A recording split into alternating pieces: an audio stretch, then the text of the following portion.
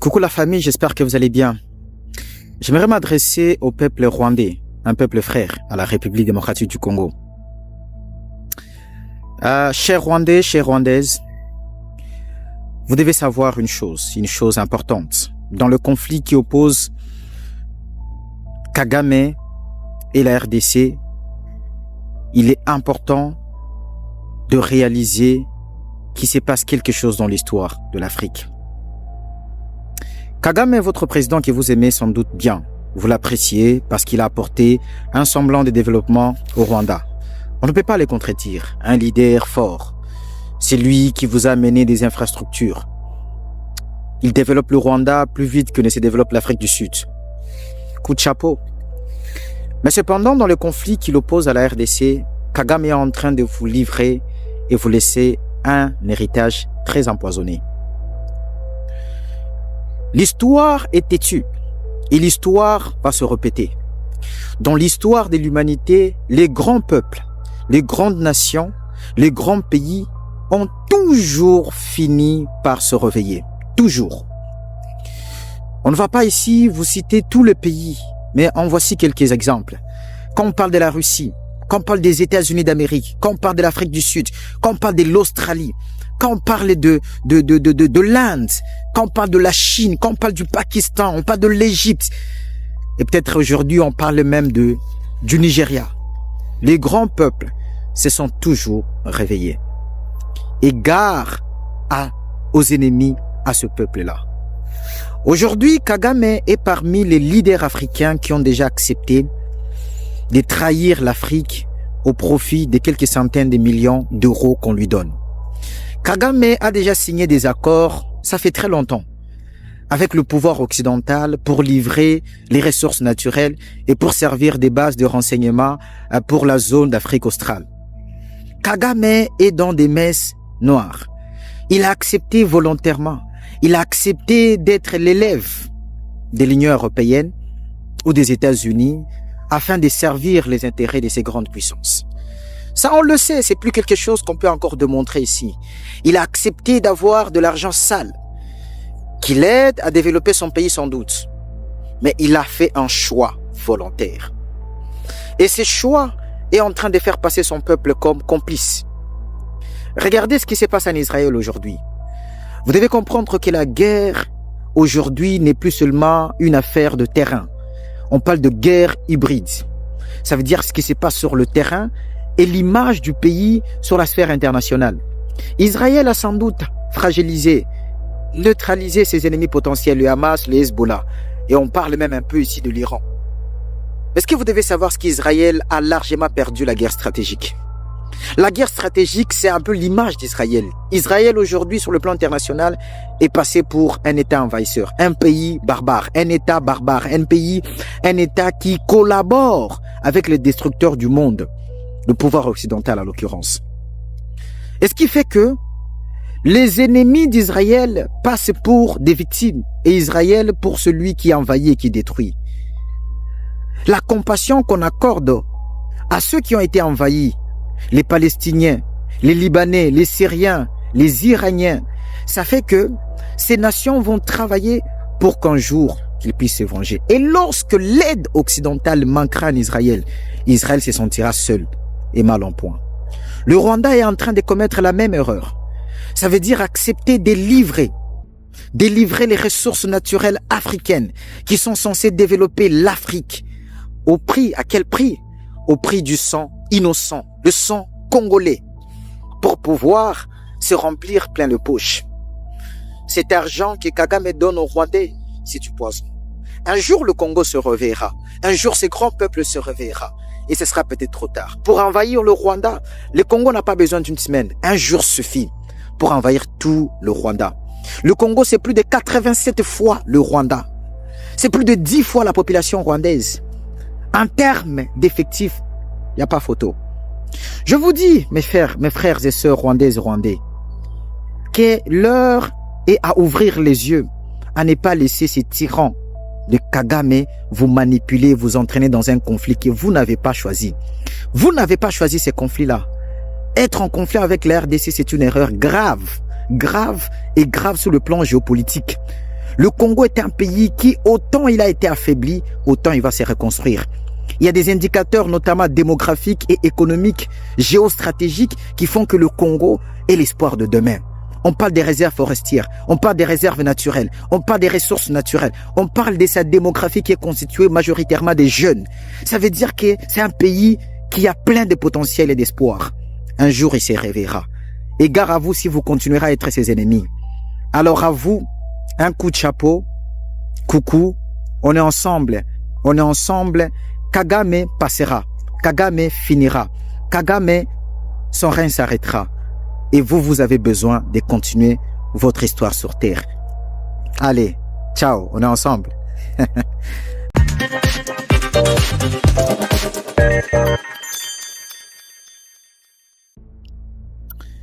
Coucou la famille, j'espère que vous allez bien.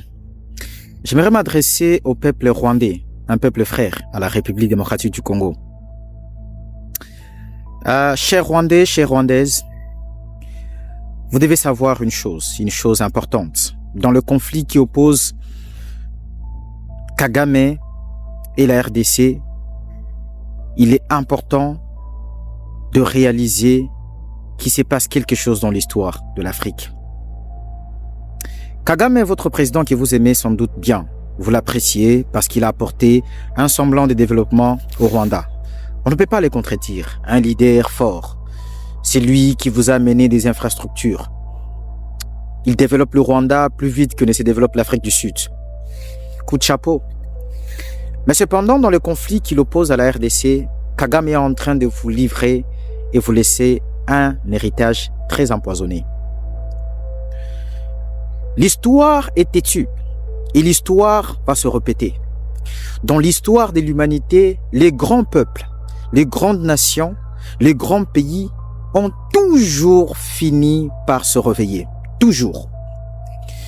On ne va pas ici vous citer tous les pays, mais en voici quelques exemples. Quand on parle de la Russie, quand on parle des États-Unis d'Amérique, quand on parle de l'Afrique du Sud, quand on parle de l'Australie, quand on parle de l'Inde, quand on parle de la Chine, quand on parle du Pakistan, on parle de l'Égypte, et peut-être aujourd'hui on parle même du Nigeria. Les grands peuples se sont toujours réveillés. Et gare aux ennemis à ce peuple-là. Aujourd'hui, Kagame est parmi les leaders africains qui ont déjà accepté de trahir l'Afrique au profit de quelques centaines de millions d'euros qu'on lui donne. Kagame a déjà signé des accords, ça fait très longtemps, avec le pouvoir occidental pour livrer les ressources naturelles et pour servir des bases de renseignement pour la zone d'Afrique australe. Kagame est dans des messes noires. Il a accepté volontairement, il a accepté d'être l'élève de l'Union européenne ou des États-Unis afin de servir les intérêts de ces grandes puissances. Ça, on le sait, c'est plus quelque chose qu'on peut encore démontrer ici. Il a accepté d'avoir de l'argent sale, qui l'aide à développer son pays sans doute. Mais il a fait un choix volontaire.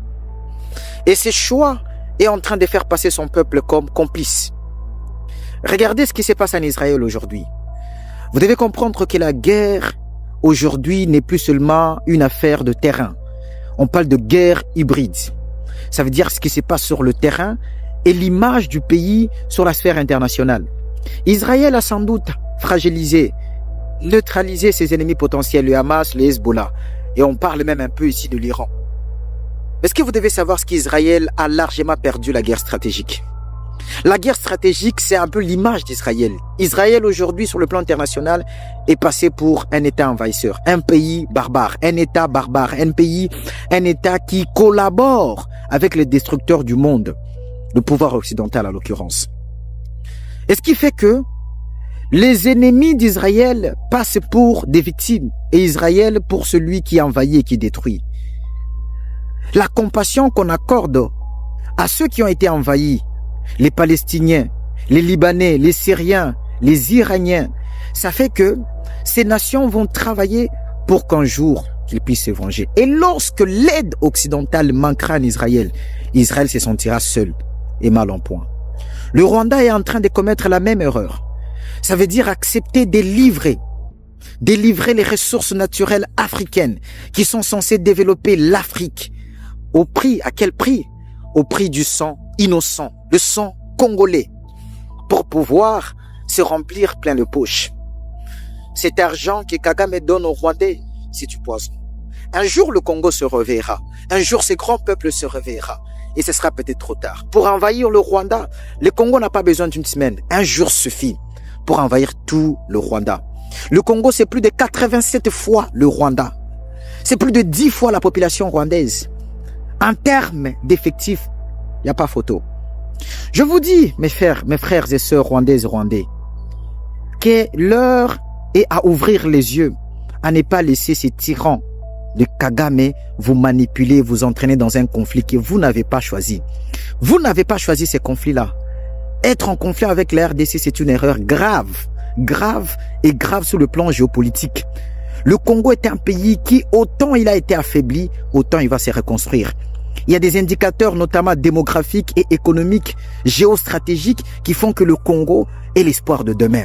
On parle des réserves forestières, on parle des réserves naturelles, on parle des ressources naturelles, on parle de sa démographie qui est constituée majoritairement des jeunes. Ça veut dire que c'est un pays qui a plein de potentiel et d'espoir. Un jour, il se réveillera. Et gare à vous si vous continuerez à être ses ennemis. Alors à vous, un coup de chapeau, coucou, on est ensemble. Kagame passera, Kagame finira, Kagame, son règne s'arrêtera. Et vous avez besoin de continuer votre histoire sur terre. Allez, ciao, on est ensemble.